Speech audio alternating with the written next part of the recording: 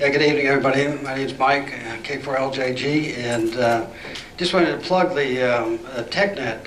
It's really a lot of fun, and last night, if you were on it, there was a couple people, at least two, that checked in from Australia. And we have people that check in from all around the world, and for some reason, we're not getting that many people from Georgia. So, so if you're really interested in technical discussion, always something interesting going on, please check in. But anyway, this evening we got some great speakers. First speaker tonight has a superpower. It's called CW. And if you've never done CW, you've missed a whole lot about what ham radio is all about. It's a lot of fun, and certainly Pavel has done a lot of work. If you went to the field day, you saw him over there teaching people how to do CW. So welcome. It's my privilege to welcome Pavel.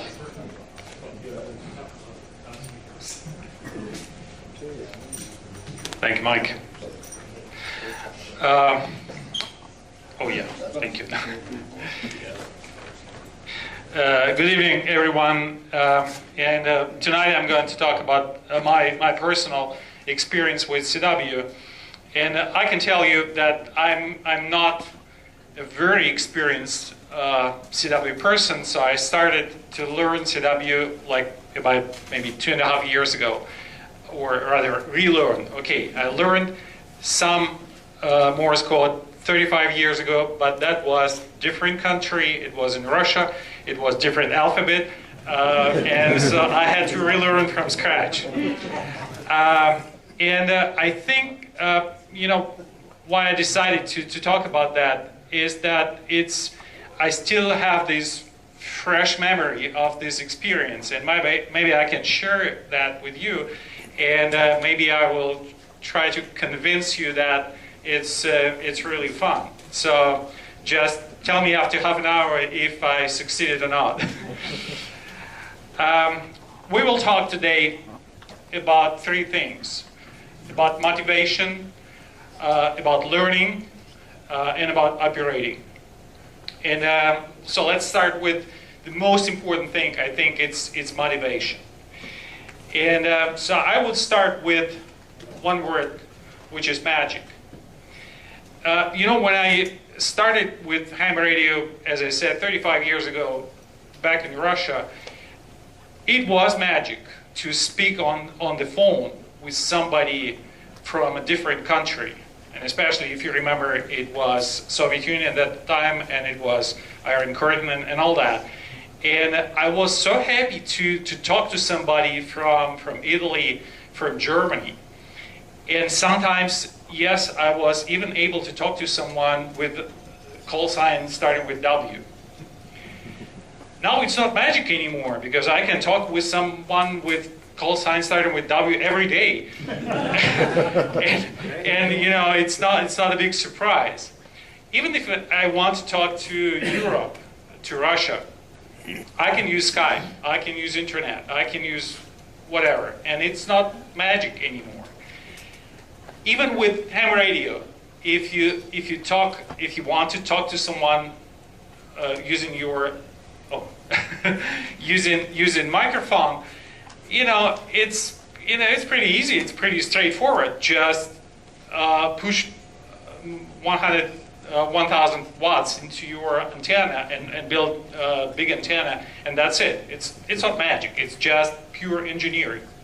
But what is magic is when you use just 5 watts, or maybe even 1 watt, and you can talk to people who are several thousand miles away from you. And yes, of course, I understand that it's all about propagation, it's all about ionosphere, it's all about all these features of electromagnetic waves, but still, it's kind of magic to me. I still, I cannot explain that. It's just 1 watt, and people over there in France or in Germany can hear me. I remember I was participating in one QRP event And so I went outside, and I went to Woody Gap, you know, this place at the Appalachian Trail. And I put my antenna, it was just a simple NFAT, and I put my KX3 on the table. And one guy just stopped by asking me, so what are you going to do here? I said, I'm going to have several contacts with other people all around the world from here. And he said, so what kind of contacts? I said, yeah, I'm going to use my radio and my Morse code key and my antenna, and I can talk to people like in Germany from here. He said, oh, really? And after a pause, have you heard about this thing called Skype? I said, of course. But, you know, it's not fun. I prefer, you know, the hard way to talk to people. And still, you know, it's this kind of magic which amazes me. Second reason why I decided to learn CW is that I like to play with electronics. And I can solder one thing or another, but still I have to admit that to build a full sideband transceiver is probably too much for me. But still I can build things like this from QRPB racks from Maine. And I have built a couple of these nice looking cans. And after that, yes, I tested it, and I tried them on the air, but then I realized that to use them, I have to use CW. I have to learn Morse code to use them properly. And yes, I like to use rigs which I built myself. And after these cans, I built KX1 and then KX3. Okay, so KX3, I did not build, I just assembled it. But still, it's kind of fun when you can build something yourself and then use it. But as I said, with sideband, it is probably too much. With CW, yes, you can do that maybe during one evening even, and use it on the air. Another kind of magic. It's just a dream, right?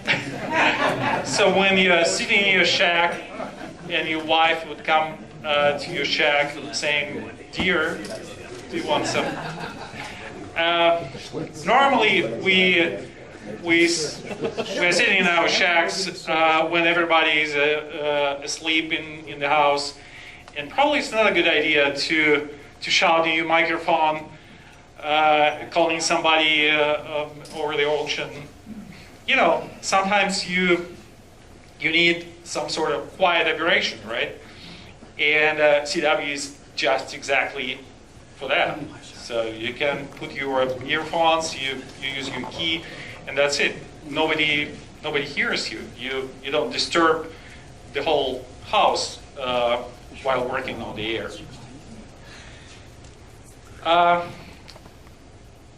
And also field operation.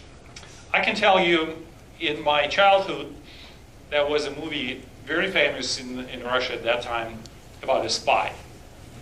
Of course, it was a Russian spy. Of course, very smart.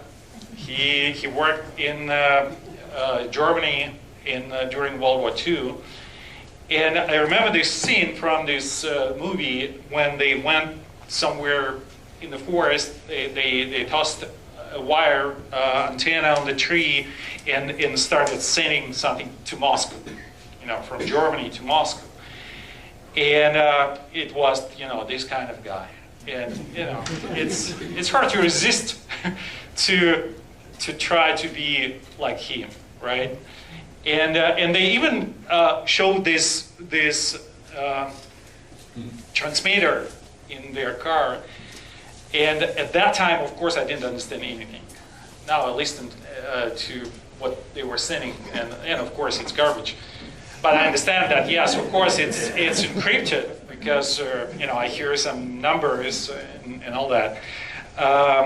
But still, it's this kind of you know, romantic experience when you go somewhere in the forest or in the mountains, and you put your wire antenna on the tree and you use again just maybe 5 watts, and you can talk to Germany, Italy, Russia. And that was my first experience in the field. So I took my KX1 and my key and my battery and tried them somewhere in the mountains in North Georgia. And then last June we went to Colorado, and of course, you know, it was hard to resist to not take a couple of pictures with my KX3.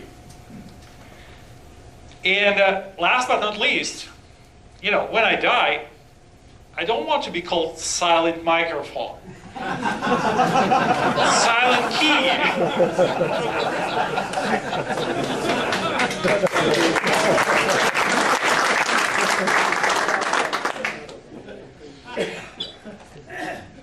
So to summarize about motivation, it's about QRP, and QRP is, you know, is another topic to discuss. It's about building your own rigs and using your own rigs. It's about field operations, about IOTA and national parks on the air and SOTA and all this. It's about quiet operations, and it's about brain training. So maybe I think every one of us can use some brain training, right? Just about time. And also we can use it for satellite operations, if you didn't know that. We can use it for DXing, and you can work, as I said, the whole world using just 5 watts and using CW. Let's talk about learning. Maybe those of you who have tried to learn CW, maybe those of you who have learned some time ago, you heard these words, Koch method, or Farnsworth method, or Estonia method. And you can imagine there are holy wars about these methods, and you can hear all these discussions which method to use. So I would say whatever method you use, just start learning. So there is no a single magic method to use to learn CW. And so maybe I can tell you that none of those methods is 10 times better than others. So they still, you will still have to practice. And the difference is mostly in the order of letters when you learn the alphabet. With Estonia method, you can start using CW much faster because we start with the letters that are the most oftenly used in English language. And after you have learned just 7 letters of Estonia, you can send words, you can send sentences. After you have added another 7 letters, you can send maybe about 40% of all English words using just half of the alphabet. With Koch method, you start with other letters. You start with N and K and M. And yes, maybe you cannot use CW until you have learned the whole alphabet. But with Koch method, you use some psychology analysis developed by Ludwig Koch, a German psychologist, in 1936, and he used that for German army. Some people say that German army was defeated maybe because of that method. So it's all discussable. But the key thing is I would call it Farnsworth, because very important thing is that you, even when you start learning with just 5 words per minute, you still have to use letters at least 15, maybe 18 words per minute. And luckily, with computers today, with smartphones today, we can do that. We can do that, and so you will hear letters as if they would be sent at 18 words per minute. But you will have gaps between the letters and between the words for your brain to recognize the letters and write them down. So that's the key point. No matter what, if you start with 5 words per minute, don't run your letters at 5 words per minute. So you run your words at 5 words per minute, but your letters should be at 18 words per minute to recognize the sound and listen to this musical rhythm. So that's the key thing. And also, all of the methods suggest that you start with maybe a couple of letters and you start practicing them, and until you get maybe 90% accuracy, and then you add other couple of letters and so on and so forth, and then continue doing that. There are a lot of literature about that, and so I'm going to prepare some sort of list of links and literature describing all the details. Another important thing which I discovered while learning CW is that you have to spend as much time practicing sending as you spend practicing receiving. Some people think that, it's too early for me to send. First I have to learn how to receive. But that's not a right approach from my perspective. I learned that during my classes in CW Ops Academy, and also I learned that while teaching kids to send CW. It's interesting to see. We did that several times already during Maker Faire, during Field Day, and other events. And when they just come to our booth, and I tell them first to send their names or some other words in Morse code, and only after that I try to send myself, and then they will recognize my name or other words, and it works. It works for them. It's very important to be able to first to tell something, and then maybe to listen. Also, when you practice sending, you learn this musical rhythm, and it's very important for you to practice sending before you start receiving. So remember, it should be 50% and 50% sending and receiving practice. And also, I just mentioned CW Ops Academy. It's a really good practice. It's a really good motivation, and they use really good methods to teach you how to send proper CW. And I can tell you, first, when I tried to approach them, I found their website, and I tried to enroll on CW Academy, and they told me, the nearest class will be in 1 year and a couple of months. And I said, no, it's too far from now. Maybe I will do it myself. And that was wrong, because next time when I try to enroll and I decided no matter, I will still get some value out of that.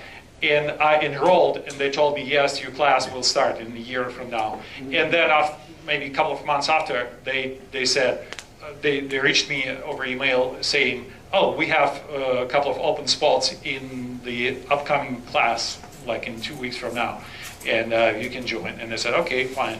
And so if you don't be discouraged by this 1 year period from now.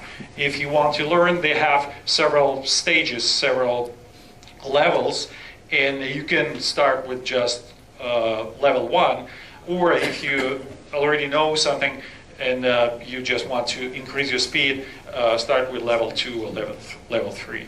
It's really good practice, and so they have very good mentors, Elmers, who train you, and also they have a lot of events on the air where you can practice. And of course, practice, and it's no magic here, no magic here. You have to practice. You know what? It's maybe you have heard about that people who practice musical instruments, they are much better in learning Morse code, and people tend to think that it's because of their musical ear, but it's not the case. The real reason is that they value practicing. They know that you can master your musical instrument only through practice. And the same with CW. They have this perseverance, they have this patience, and that's why they are much better in learning CW, because they value practice. So again, no magic here. You have to practice every day. Usually 20-30 minutes is enough. You can practice. You can try different styles of practicing. You can try just writing down words and the letters, or you can try to copy in your head on the way to work or home.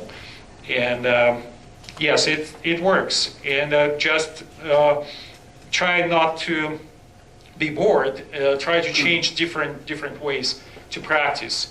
I remember when I started practicing, I bought just a bunch of steno notebooks, and I started using them all the time. And at that time, I traveled a lot, and several times I used my notebooks during the flight, writing down some letters and numbers. And after a while, so I read in the news, I read an article about a guy, a mathematician, who tried to solve differential equations, and some lady just noticed that he's writing something unusual, and she reported to the security, and so he spent a couple of hours explaining what it was. And I said to myself, "Oh, how lucky was I!" nobody reported me, because it's obviously I'm doing something really suspicious. So practice, but please be careful. Don't drive and practice writing down. And also there are a lot of tools. And of course there are much more, but I have just collected some of them which I like the most.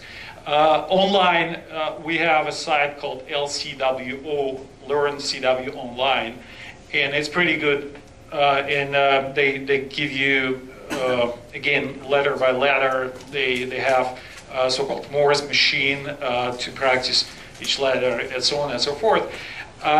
The only drawback is that you are expected to be a good typist, and so if you don't type well, then you have to learn two skills together. Maybe it's not a good idea. But if you can type pretty well on the keyboard, then this site is for you. A9PW.com. This is application for iPhone, and this is application I started with. It costs, I think, $5, but it's worth it. Trust me, it's really well designed, and and Jim agrees. It's really well designed. A lot of features, and you can start with just step by step, letter by letter, but later you can play QSOs, you can play words, you can play texts, you can even play news. You can feed news from, I don't know, CNN, Fox, ABC into your application, and while driving to work, you can listen news transmitted as CW code. Koch-Morse Trainer is very similar to that one, but for Android, and this is what I use on my Android phone. There are a lot of other applications both for iPhone and Android, but these two are just my favorite. Also, Morse Runner is a good application for Windows, and you can practice sort of real, almost real contest environment. And it's really addictive, I can tell you. You can start playing with it and thinking like, oh, okay, maybe I will try for a couple of minutes. And then you realize that, oh, okay, it's 15 minutes already, and so you continue playing with it, typing call signs and trying to to beat yourself in this contest. It's really good and very, very addictive. So speaking about takeaways, 15 words per minute letter speed you have to use. You have to do it step by step, 2 letters until you reach 90% accuracy. Try different methods and don't get bored. Switch between different methods. Practice receiving and sending, and spend at least 50% on each. And practice copying in your head. It's really good, especially when you start recognizing certain words or maybe cue signals. And finally, operating. Let's talk about operating. The biggest step after you have learned the alphabet, the biggest step is to get on the air and have your first QSO. And I can tell you, I have to thank SKCC Club for my first QSO in CW. I learned CW, it was maybe 2.5 years ago, it was January, February. And then, yes, I practiced, and of course I could copy and send, maybe not that fast, but still. And then I decided, okay, so maybe it's time to join this club. Maybe they can teach me something interesting. And I applied on their website. They gave me a number. And almost immediately, like next day, so the night before I joined the club, and next day I got an email from a guy saying, hey, Pavel, welcome to the club. Oh, by the way, we have a special award at SKCC for different prefixes, and I need, so you have such a good prefix, I don't have it, so I need your prefix, I need QSO with you. And I said, I'm just learning, so I didn't have any QSO at all on the air, so I will be very slow and all that. He said, not a problem, I just need your prefix. I still don't know, was it genuine, was it real, or maybe it was some sort of SKCC technique to get new people on the air. I don't know. But after a couple of emails back and forth, we agreed on time and frequency. And yes, as you can imagine, 5 minutes and maybe 2 pounds of sweat later, it was done. And I can only recommend, if you are shy, if you know that you know CW but you are shy about getting on the air, go and join SKCC and have a SCAD QSO with somebody, and because it's much easier when you just tune on this frequency and you hear that guy calling your call sign, DE, his call sign, and you just answer, and he will understand that, so it's your first QSO or one of your first QSO, and he will not maybe get into a long lecture with you for half an hour, so you will be good after that. So go ahead and join SKCC. They are very active. They are very enthusiastic about that, and they will get you up to speed pretty fast.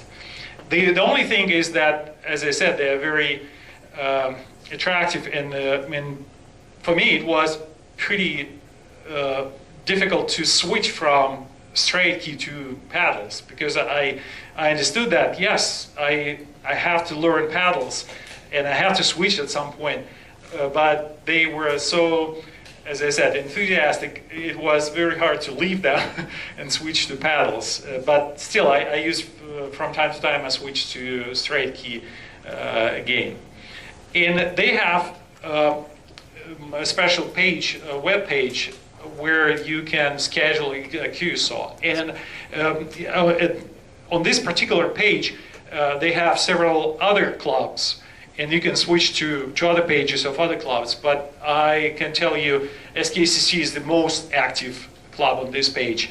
And usually when you go in and log in onto this page, you see several call signs already there. As you can see, a couple of guys from France, and one guy from Puerto Rico, and other guys, and you can also see which states are there.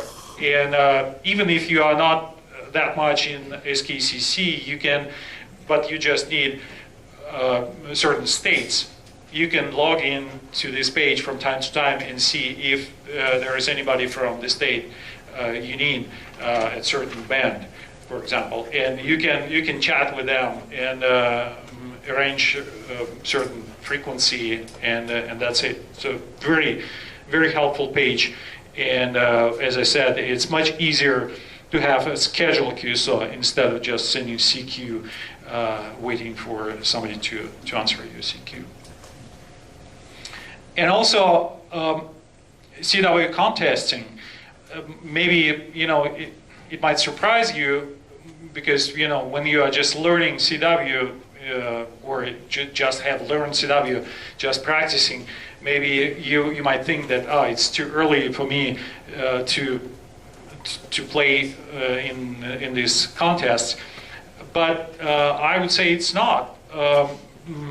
SKCC has several contests called Straight Key Sprint. It's 2-hour sprint during weekdays, and so they can slow down for you, and they're very relaxed.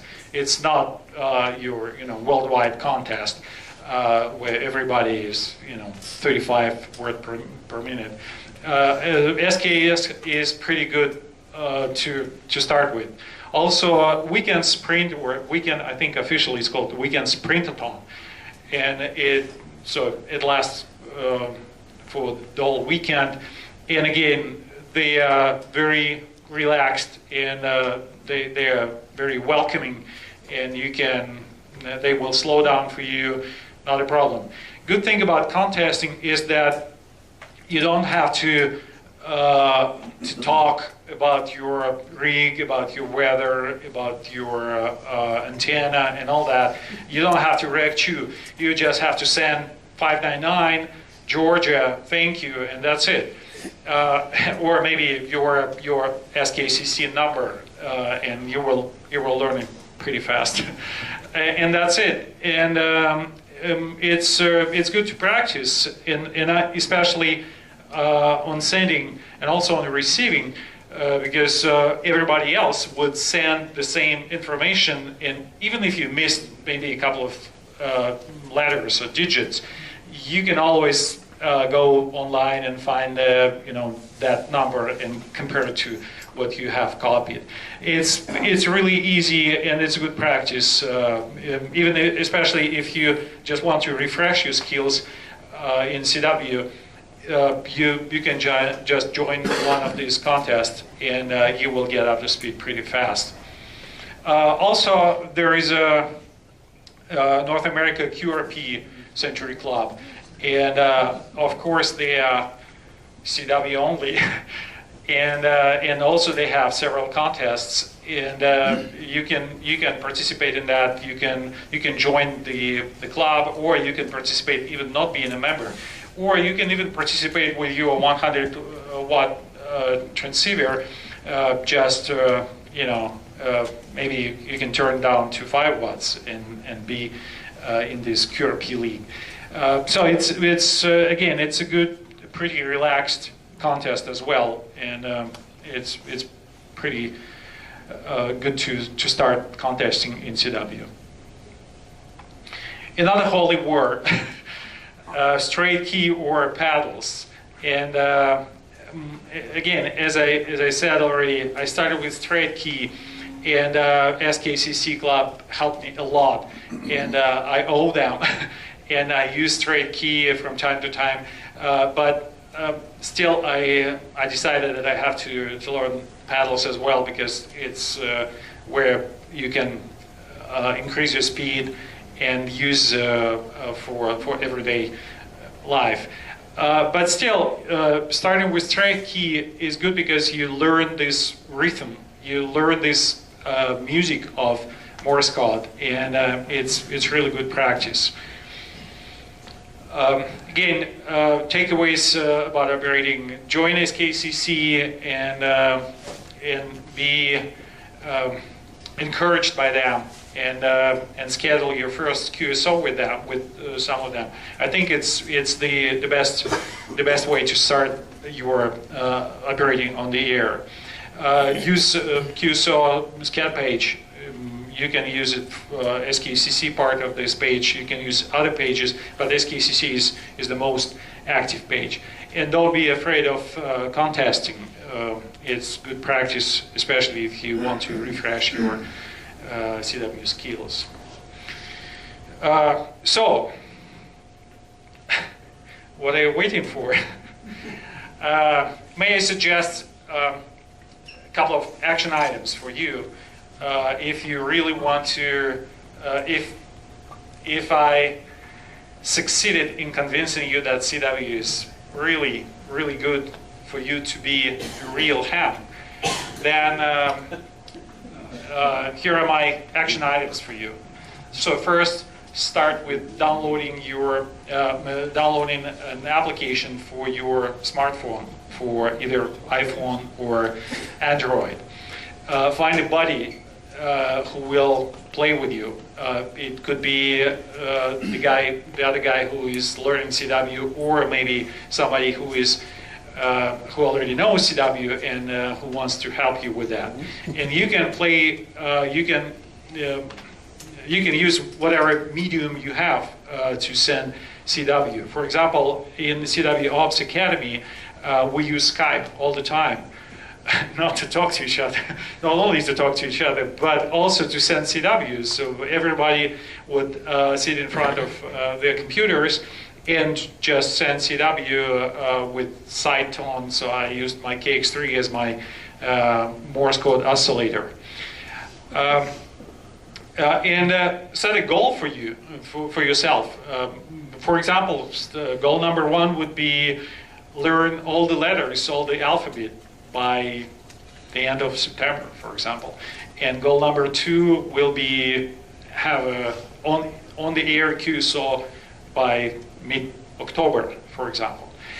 After this year field day, I decided that I might want to participate in CW field day, but I was not ready at that time, because I thought maybe I can contest for myself, but for the club it's too much responsibility. And I decided I have to prepare myself, and I have to practice during the whole year, and to be ready to join CW team of our club for the next field day. So set some sort of goal for you. I have set this goal for me, and start practicing tomorrow. And who knows, maybe you will have great success in practicing, and if you reach both goals, maybe you can indulge yourself buying a good CW key for Christmas for yourself. So that's all from me, and I will be happy to hear your questions and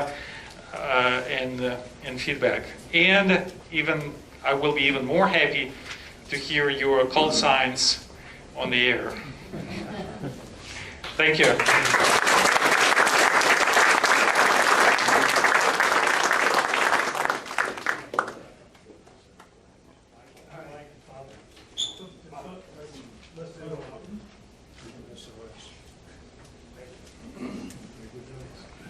Okay, I want to thank Pavel for that. That was awesome.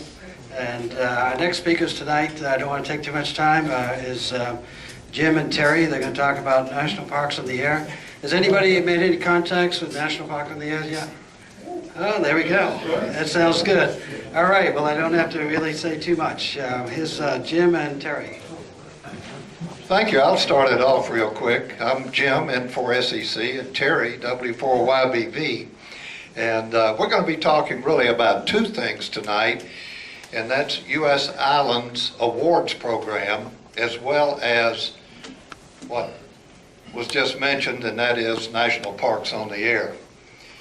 The first Q award, and this is a club call award that Terry, on behalf of the U.S. Islands Awards Program, would like to present to the club. And if you could come on up, Mark, that'd be great. Mark, let me present this first award to the club.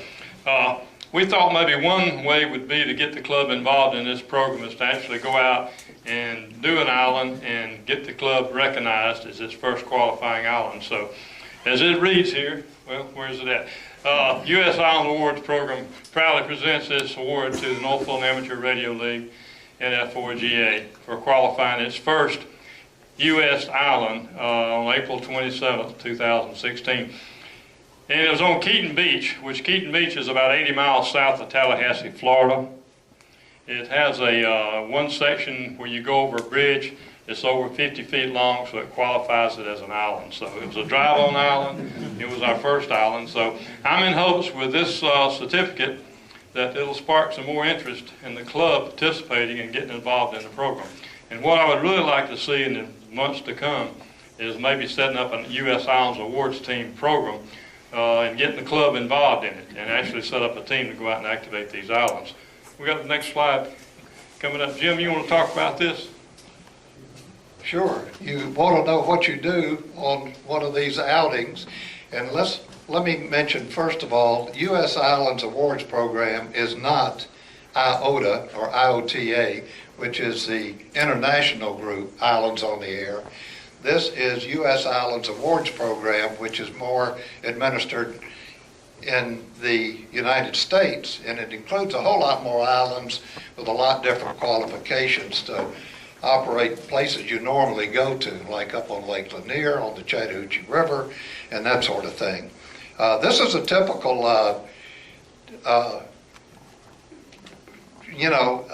operation where we have our logging laptop and a couple of radios, or a radio and a tuner. This is our, when we think of islands, we think of boats or getting out there. Yeah, you can do that.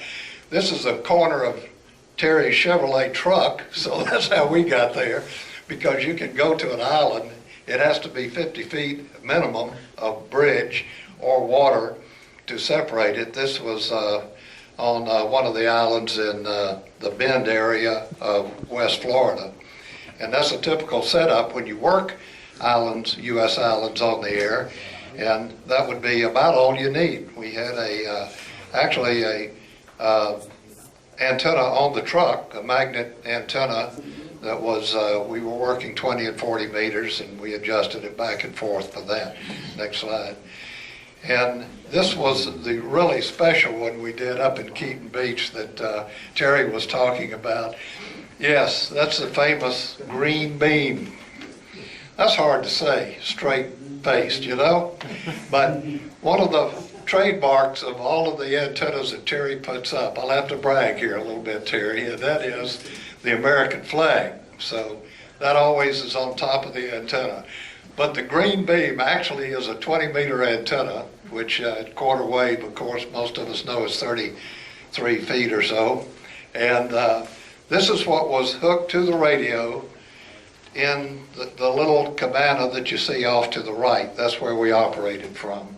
And this was Keaton Beach, which is an island off the west coast of Florida.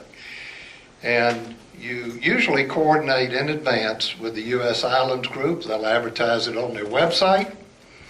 And they will put it out where other people will be expecting you. We have one Canadian that always follows it when we did Swanee River and various other islands where they would just be waiting for us to be on the air. And this gets back to just a quick point about ham radio, how many different things you can do and how many different places you can operate. Pavel had a great story about how he developed his interest in CW and how he worked on it. We had talks here on technical equipment like DMR radio, and we all come back, learning something. What we're talking about here is something we all enjoy doing, and that's operating. Let's not forget about operating. And here, the radio equipment we use is kind of a means to an end, and that is to operate. Next one, please. Terry will review a little bit about the U.S. Islands Award Program in case some of you are not familiar with it, and a little bit about what it takes to get involved in this really unique program. Thanks, Jim. It's hard to believe there's really 2,979 islands in the U.S.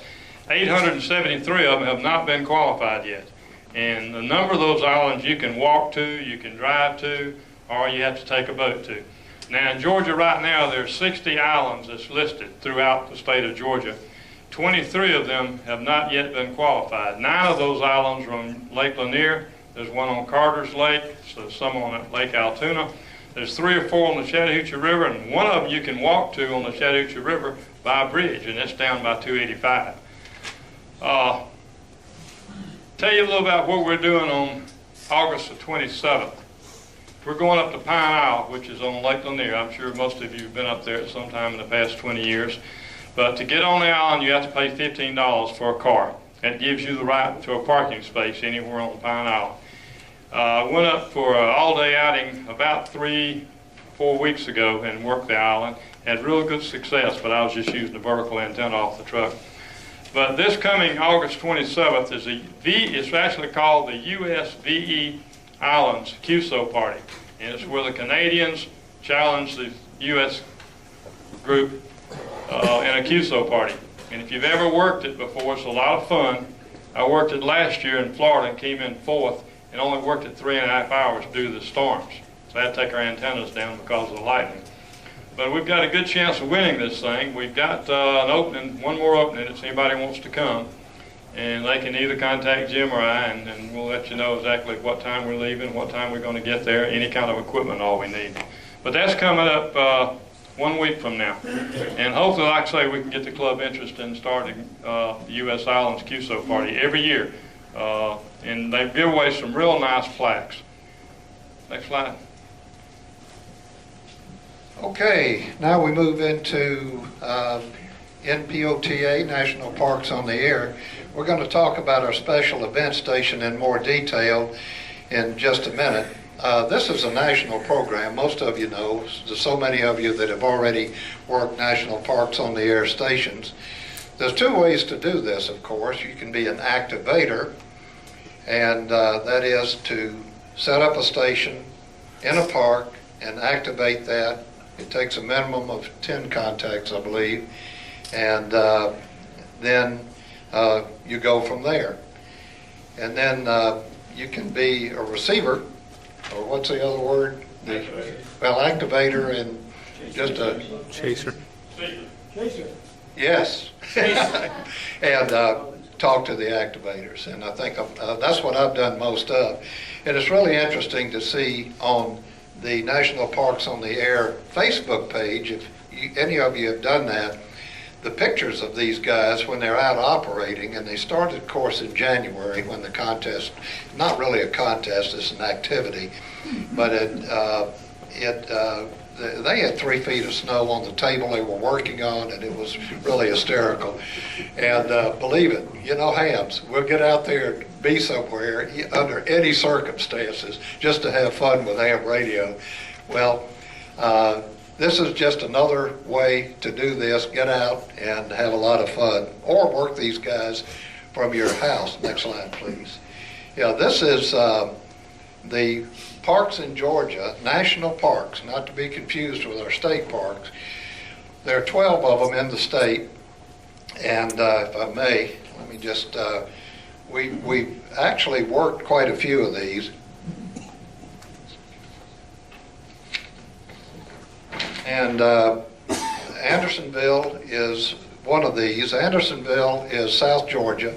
It's down pretty close to Plains where Carter is. We'll get to that in just a minute.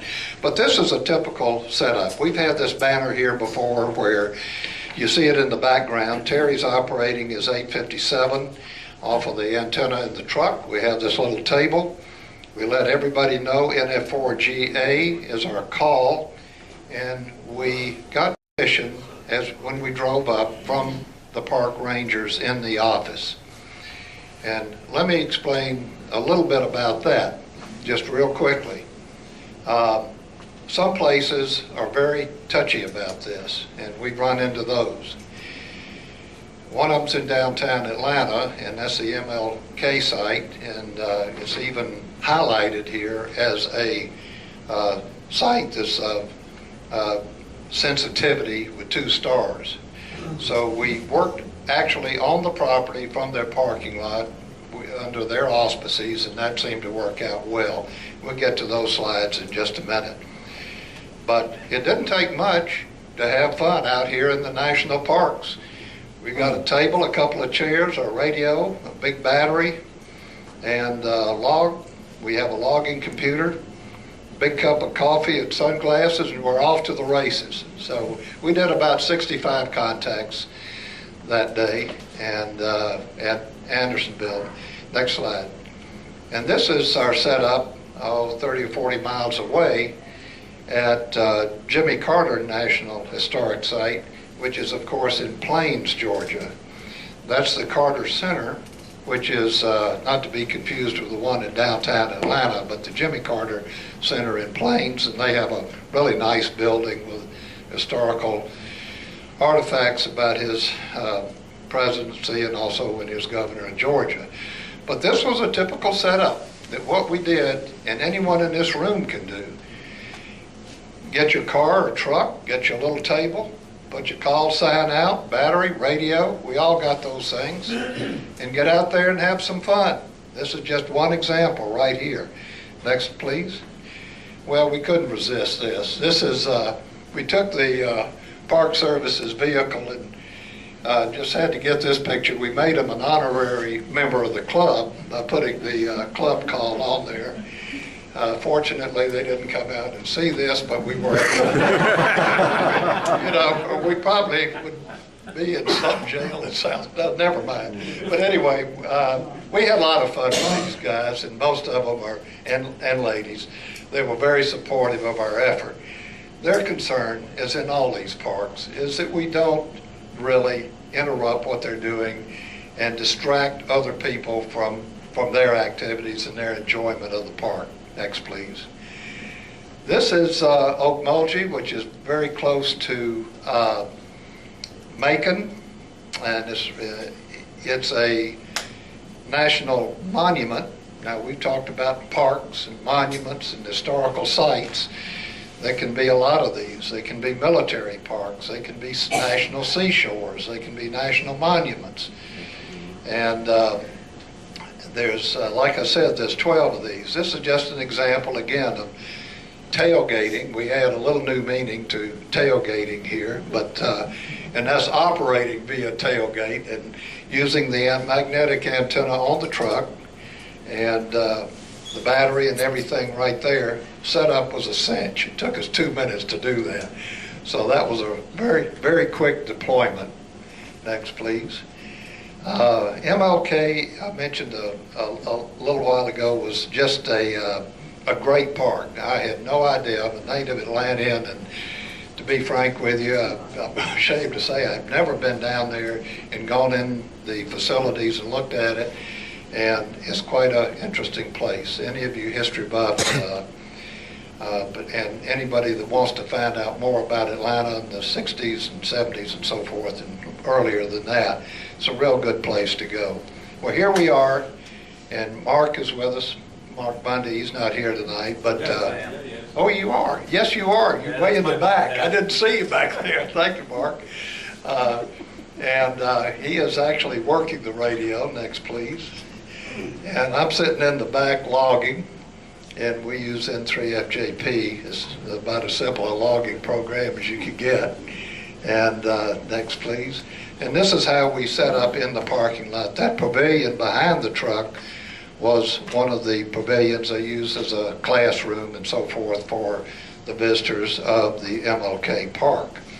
And we gave them the information where we'd be and how long we would be there, which was a couple of hours. And it was a day during the week, during the summer, so there wasn't a lot of activity there.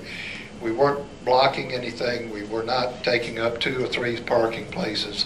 And it worked out really well for us. And we were very pleased about that because we had tried to get the written permits and so forth through the system for like 3 or 4 months. And finally we just went down there and asked them, and the ranger said it'd be okay, and we told them where we were going to be. But again, it's always, when you're doing this, is check in with the park, and most of the time they're very agreeable to allow you to set up and operate.